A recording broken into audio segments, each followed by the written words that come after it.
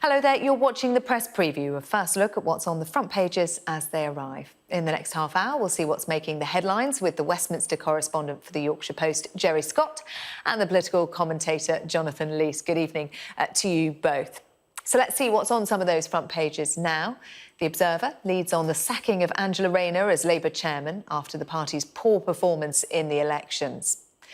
The elections in Scotland make the front of the Telegraph, with Nicola Sturgeon calling for another referendum on independence, despite the SNP falling short of a majority.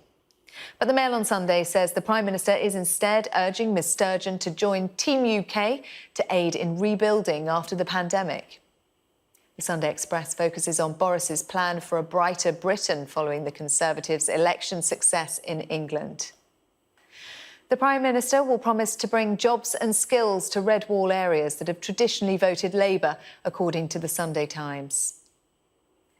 It could cost £960 for COVID tests to go on holiday, which is more than a week's getaway for a family of 4 to Portugal, according to the Sunday Mirror.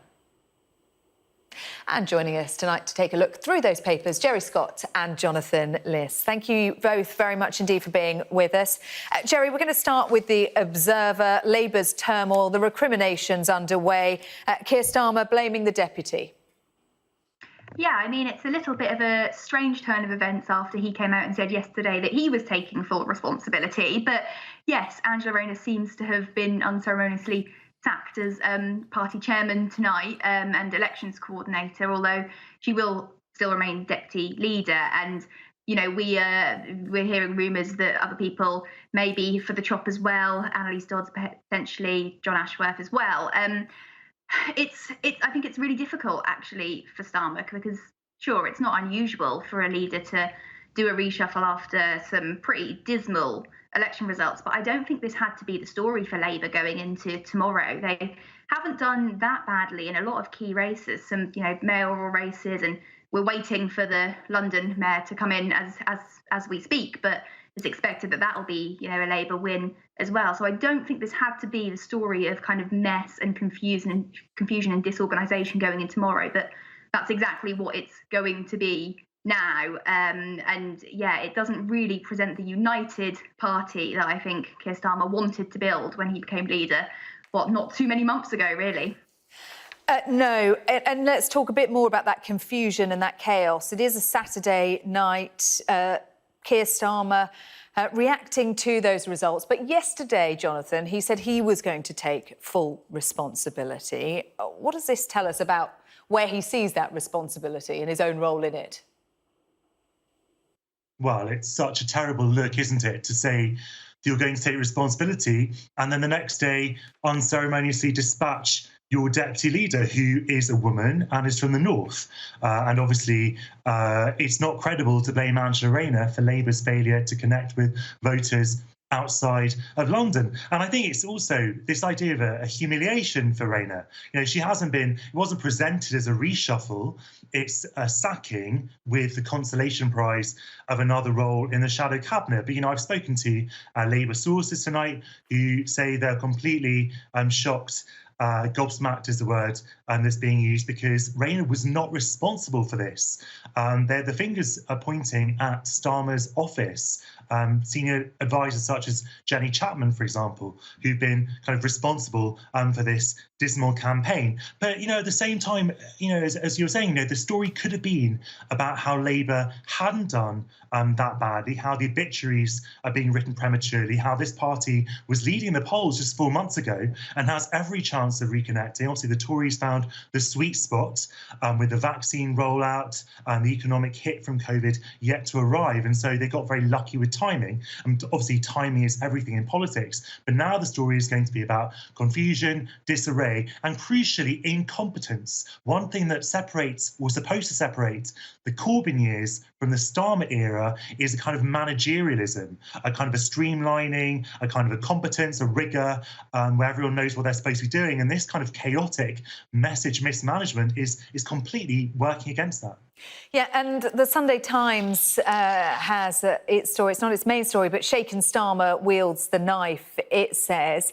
It said the reshuffle could begin as early as tomorrow. Well, it's already underway, but whether or not there's going to be any rethinking following the backlash, we'll have to wait and see.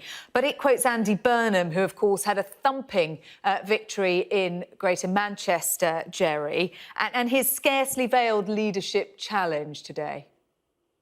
Yeah, he essentially said, I'm here. And it's not the first time that Andy Burnham said this either. He's never really ruled out running for the Labour leadership in the future. And, I think he'd be a strong contender. He clearly gets it. He gets the message Labour needs to put across. And he was saying today as well, that Labour can't keep going into these elections with a London-centric view. I mean, it's hyper-local, but just in my own patch of Yorkshire, the Humberside PCC election was lost by Labour to the Tories, and the Labour candidate there has said we can't keep going into these elections with no policies. And I think that's very clearly the message that people on the ground are trying to give to Labour leadership, and I'm not quite sure that it's getting through.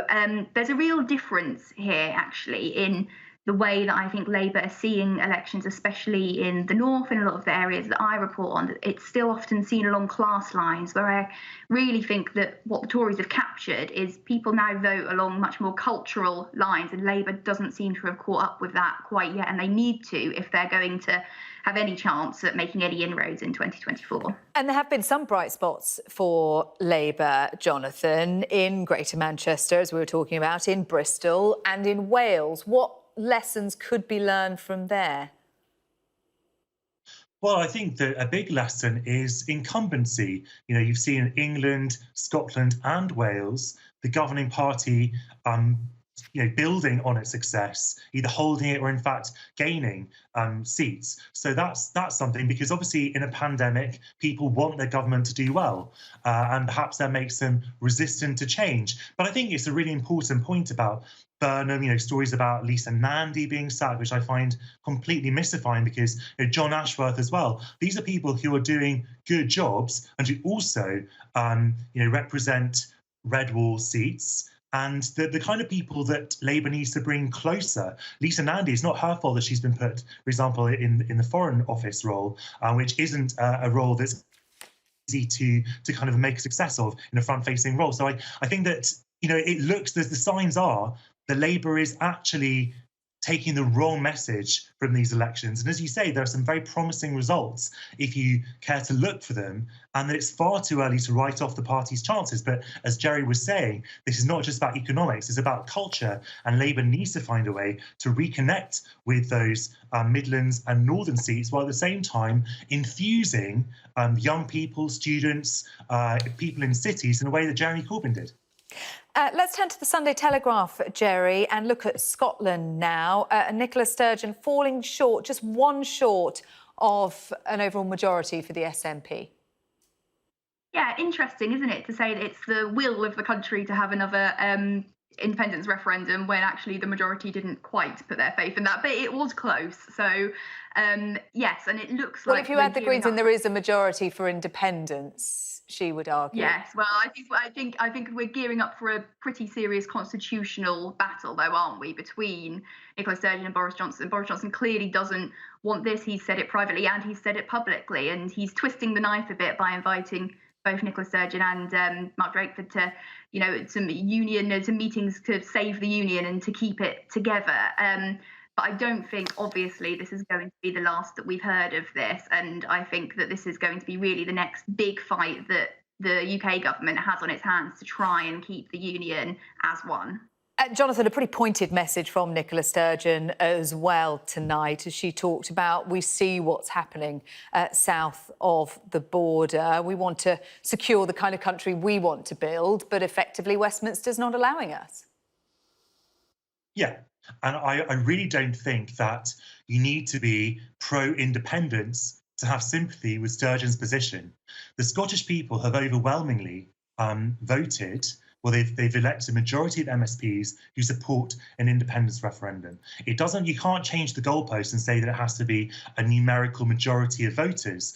By that logic, then we'd now have a referendum on Brexit, because more than 50% of voters endorsed Remain or Revoke parties in the 2019 election. That's not how parliamentary democracy works.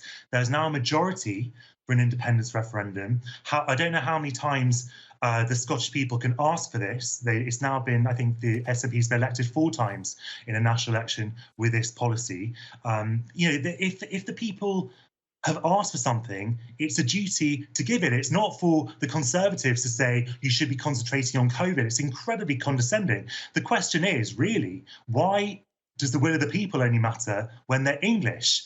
The union is not a prison. The founding principle of the union was it's by mutual consent. If you're now telling the Scottish people that there is no legal means to secede, then that is a very different kind of union. It's one in which the Scottish people are tied to the UK whether they like it or not.